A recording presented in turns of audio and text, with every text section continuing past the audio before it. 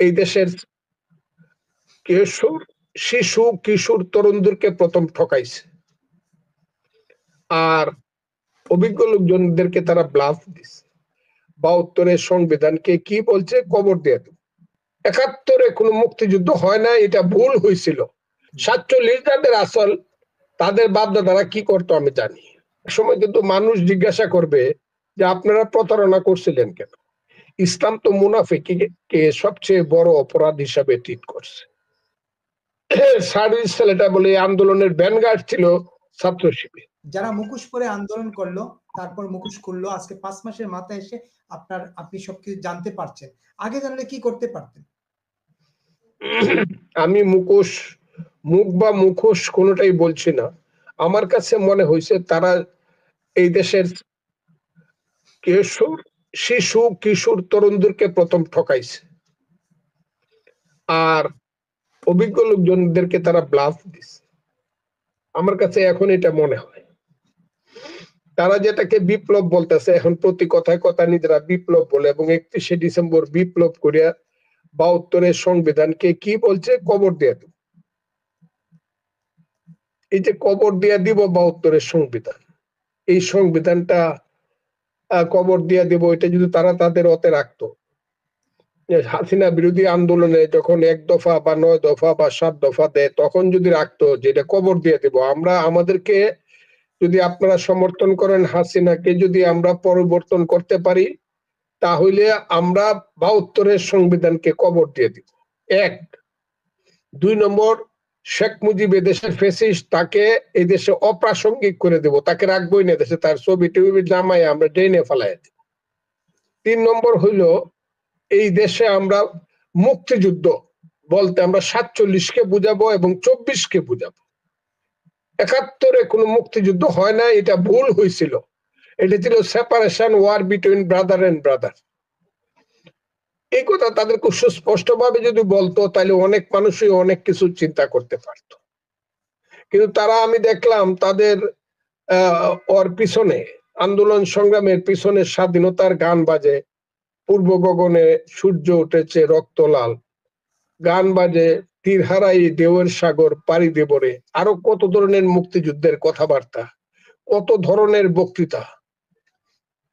এমনকি আমি 2-1 দিন বঙ্গবন্ধু শেখ মুজিবুর রহমানের 7ই মার্চের ভাষণের অনেকগুলো স্ট্যান্ডা আমি শুনছি, তারা বাজাচ্ছে এবারের সংগ্রাম মুক্তির সংগ্রাম, এবারের সংগ্রাম স্বাধীনতার সংগ্রাম। এটাকে আমার কাছে কেউ যদি বলে ডিপ্লোমেসি, আমি এখন আর এটাকে ডিপ্লোমেসি মনে করি না। আমি মনে করব এটা ব্লাফ দেওয়া, প্রতারণা। আপনি প্রতারণা বলবেন, ঠিক আছে বললেন আপনি প্রতারণা, আমি বলবো ব্লাফ দেওয়া। এক সময় কিন্তু আজকে যেমন করিয়া 50 বছর পর্যন্ত পরে আইসা আমাদের এই ছোট ছোট সন্তানেরা শেখ মুজিবুর রহমানের মাথা সবকিছু শেষ করে দিতে চাইতেছে, এবং সব ভুল করছিল শেখ মুজিবুর রহমান। এক সময় কিন্তু মানুষ জিজ্ঞাসা করবে যে আপনারা প্রতারণা করছিলেন কেন। আর বাংলায় প্রতারণা হইলেও এটা তো ইসলামের দৃষ্টিতে এটাকে বলা হয় দিনে রাইতে আপনারা 2 রকম কাজ করছেন, এটাকে বলা হয় মুনাফিকি। ইসলাম তো মুনাফিককে সবচেয়ে বড় অপরাধ হিসাবে ট্রিট করছে।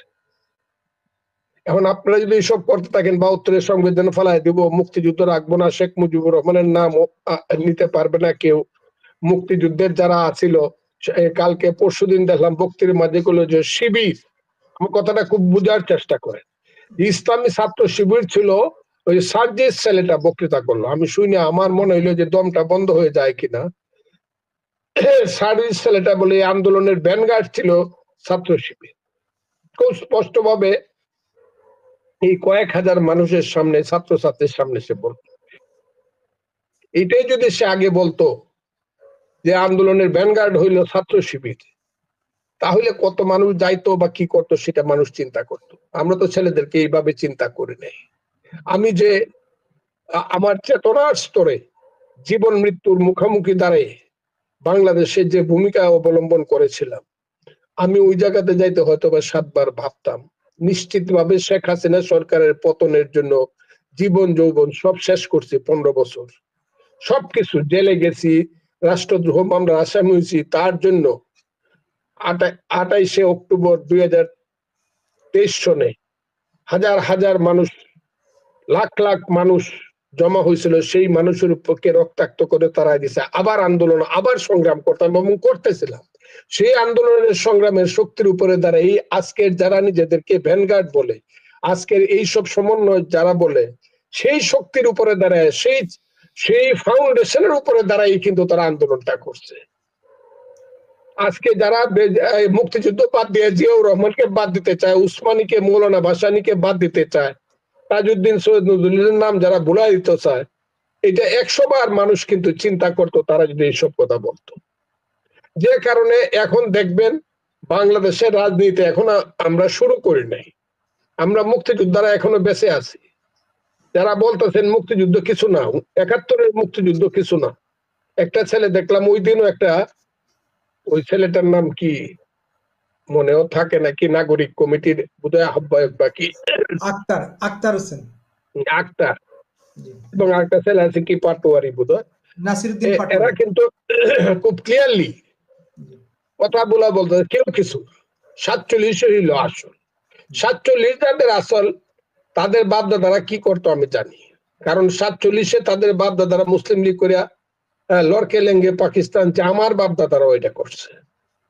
কিন্তু পরবর্তী সময়ে 52-এর ভাষা আন্দোলনের মধ্য দিয়ে বাঙালি জাতীয়তাবাদের চেতনার যে উন্মেষ ঘটলো, সেই চেতনার উন্মেষের মধ্য দিয়ে সমস্ত বাঙালি জাতি 62, 64, 66, 69, 70 এবং 71-এ স্লোগানের যে পরিবর্তন আসছে, ওইখান থেকে হাত মে বিড়ি মুখ মে পান লড়কে লেঙ্গে পাকিস্তান, হ্যাঁ হিন্দু না মুসলমান, মুসলমান মুসলমান, ওই স্লোগানের বিরুদ্ধে যখন স্লোগান শুরু হইলো, তুমি কে আমি কে বাঙালি বাঙালি, তোমার আমার ঠিকানা পদ্মা মেঘনা যমুনা, এই যে কন্ট্রাডিকশন, শুধু কন্ট্রাডিকশন না,